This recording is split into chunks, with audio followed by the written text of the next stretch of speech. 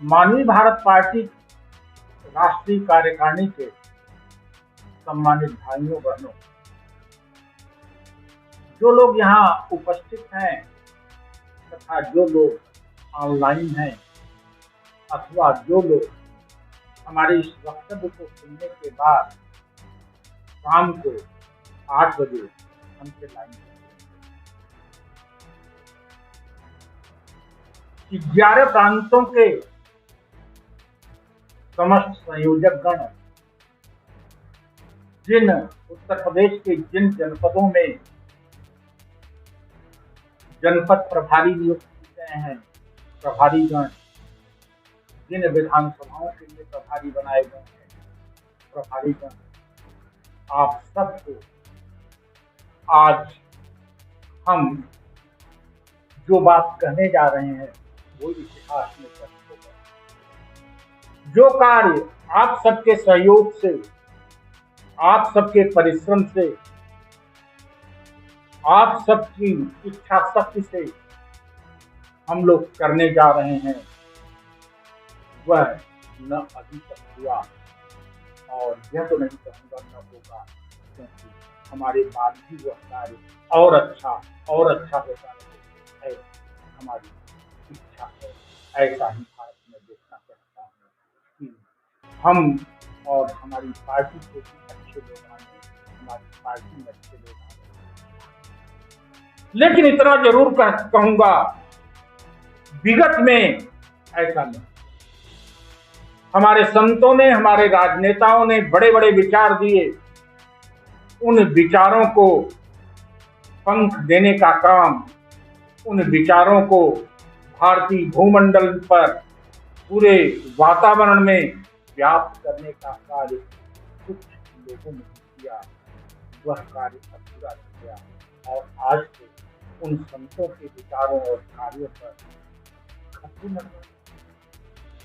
ऐसी स्थिति में हम राजनीतिक सुधार यात्रा के अपने तीसरे चरण में प्रथम 3 महापुरुषों को लेते हैं, जो आज अत्यधिक प्रासंगिक हैं और इन 3 महापुरुषों की स्मृति में लखनऊ से वाराणसी तक की शास्त्री, नेहरू, मालवीय स्मृति यात्रा निकालने जा रहे हैं। यह यात्रा विभिन्न जनपदों से गुजरेगी, विभिन्न विभूतियों के कर्मस्थली, जन्मस्थली से गुजरेगी, रायबरेली होते हुए, प्रतापगढ़ होते हुए, जौनपुर, गाजीपुर के कुछ अंशों को स्पर्श करती हुई, भदोही, प्रयागराज, चंदौली, सोनभद्र को स्पर्श करती हुई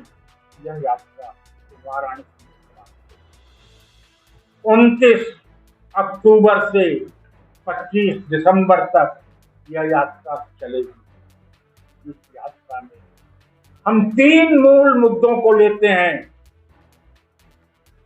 यह यात्रा राजनीतिक यात्रा है,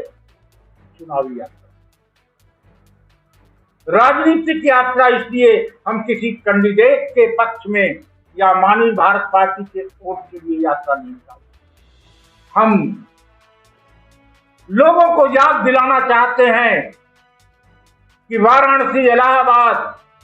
वाराणसी प्रयागराज मंडल से, उत्तर प्रदेश की भूमि से एक बहुत कद में छोटा, विचारों में उच्च कोटि का इंसान निकला था, लाल बहादुर शास्त्री, जिसकी ईमानदारी के आज भी कसमें खाई जाती है।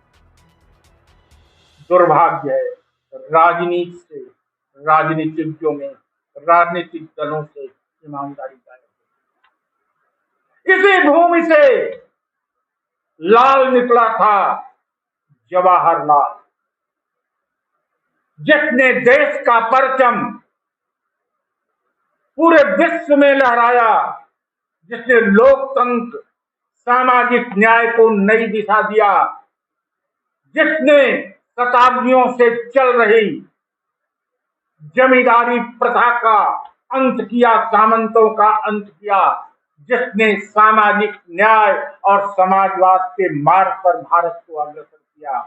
जिसने देश को वैज्ञानिक सोच दी, जिसने लोकतंत्र की जड़ों को मजबूत किया,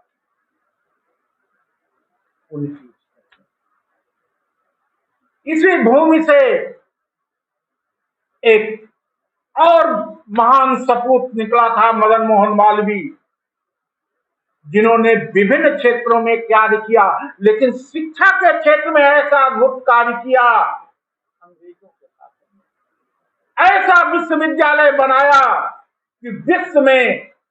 प्रथम 3 विश्वविद्यालयों में उसका स्थान हुआ। नीति में ईमानदारी लुप्त होती जा रही है। ऐसी स्थिति में इन 3 विभूतियों की स्मृति में जो यात्रा हमारी निकल रही है वह ऐतिहासिक है, वह प्रासंगिक है और उसका परिणाम ऐसी ही यात्राएं और होंगी, क्योंकि 2021 से शुरू हुई हमारी राजनीतिक सुधार यात्रा 2 अक्टूबर 2028 को समाप्त होगी। तब तक हम पूरे देश में महान संतों के विचारों को, महान संतों के कार्यों को जन जन तक पहुंचाएंगे। हम तो लोकतंत्र में सभी सार्वजनिक जीवन में रहने वाले लोग सेवक होते हैं, हम तो सेवा का माध्यम चुने हैं। हमारे विचार भी वहीं से प्रस्तुत हुए हैं जो उन संतों के विचार, जो वेदों में है, जो उपनिषदों में है, जो कुरान में है, जो बाइबल में है, जो गुरु ग्रंथ साहब में है, जो कबीर ने कहा, जो तुलसी ने कहा, जो व्यास ने कहा, जो तुलसी ने कहा और जो रविदास ने कहा, जो गांधी ने कहा, जो पेरियार ने कहा, जो गुरु गोविंद सिंह ने कहा, जो नेहरू ने, पटेल ने कहा, कलाम ने कहा, सुभाष ने कहा,